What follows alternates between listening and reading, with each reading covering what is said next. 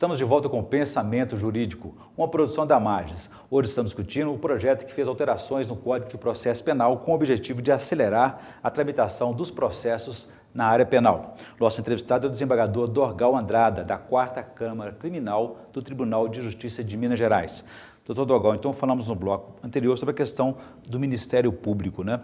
Porque na fase de investigação ele participa e vai ampliar essa participação dele, mas ele vai conduzir o processo até o final. Isso é bom ou ruim? Como é que o senhor avalia essa nova contribuição do Ministério Público? Eu acho que também devia ser dividido. O Ministério, como eles estão dividindo o juiz de garantia e depois o juiz que vai sentenciar, acho que também deveria se dividir. O Ministério Público que atuasse na fase investigatória fosse diferente do Ministério Público que fosse, por quê? Que fosse participar da instrução. Por quê? A investigação criminal, ela pressupõe também uma imparcialidade em razão da pessoa que está sendo investigada, não dos fatos. Se ocorreu, por exemplo, um homicídio ou um acidente de trânsito, aquele fato tem que ser investigado e se encontrar o culpado. Mas a investigação, em relação às pessoas, ela tem que ser imparcial. O delegado não pode ficar perseguindo uma pessoa e querer determinar que aquela pessoa seja culpada. As pessoas são todas inocentes. A investigação do fato vai levar uma pessoa. E o Ministério Público, aquele que participa da investigação, ele se contamina também. Então, se ele se contamina da investigação, assim como em tese o juiz também, como está sendo feito, está sendo discutido, se contamina da investigação, não é prudente que o Ministério Público, que é um promotor de justiça, ele não é promotor de acusação, ele tem que promover a justiça. Ele não tem que promover só a acusação, ele tem que pedir a defesa, ele tem que pedir a absolvição. Não é prudente também que ele participe depois de ter investigado, ele continue no processo. Então, essa divisão que estão se querendo fazer em relação ao juiz, eu acho que seria muito prudente e seria um avanço se houvesse também em relação ao Ministério Público. Porque o promotor que investiga faz questão de levar para a acusação, para a condenação final. Exatamente. Não vai mudar de ideia no processo. E ele tem que ser uma pessoa, um promotor, ele tem que ser imparcial. O Estado não pode perseguir ninguém, o Estado é imparcial. Muito bem. A questão também do processo. Costuma-se dizer que é muito demorado, muito moroso na justiça. O juiz pode interromper um processo antes do seu final? Hoje em dia, há pequenas possibilidades que ele pode, mas não é prática, porque o nosso código, ele é assentado num modelo que não se permite isso. Agora, pelo Código de Processo Penal novo, ele incentiva que o juiz, tendo um convencimento muito rápido, muito no início do processo, provas concretas e muito tranquilas, ele possa logo no início do processo absolver. Não condenar. E condenar que ser toda uma defesa mais profunda, com ampla defesa. Entendi. Afeta o direito de defesa. Né? De defesa. Mas a absolvição, se ela tem elementos muito fortes, para evitar processos que você tem. Nós, quando julgamos, e somos juízes de primeiro grau, você às vezes tem convicção pela sua experiência que está nítido que aquele fato não existiu, ou que aquele réu não cometeu, mas a lei exige que você ouça testemunha para confirmar tudo aquilo que você já sabe e depois vai absolver.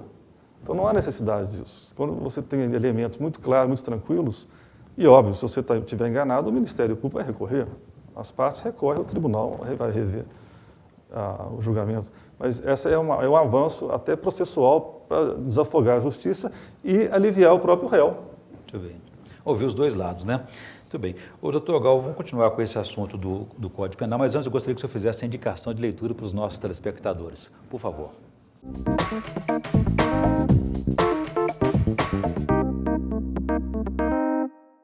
Esse livro aqui, ele voltou, esse livro foi A Revolta de Atlas, ele é o livro que eu estou lendo e eu indico, é um livro muito profundo, ele foi um best-seller. Esse livro é de 1958 e, segundo consta, foi o livro mais vendido nos Estados Unidos na época, depois da Bíblia. E ele foi reeditado agora, com o nome de A Revolta de Atlas. A autora é uma russa, uma soviética, que mudou para os Estados Unidos, e ela narra no livro uma evolução da sociedade, a evolução do mundo, das pessoas, constando valores, um lado filosófico e, sobretudo, botando o pivô da briga socialismo-capitalismo, mostrando a decadência dos dois. E é um livro muito interessante por quem viveu o lado socialista e o lado capitalista americano. E é um best-seller que está agora nas livrarias. É um livro que eu gostaria que, se pudesse, as pessoas desse uma olhada que eu acho que vale a pena. Muito bom, uma boa leitura fora dos autos, né? Doutor Dogal, voltando então à nossa discussão do Código de Processo Penal, o novo código que está sendo discutido no Congresso Nacional.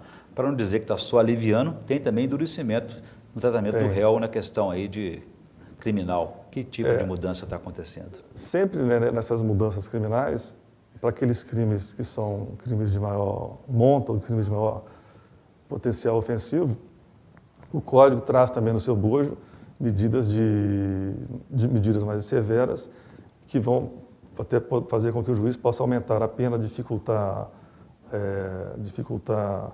como a gente fala, a progressão do regime de fechado para o semiaberto.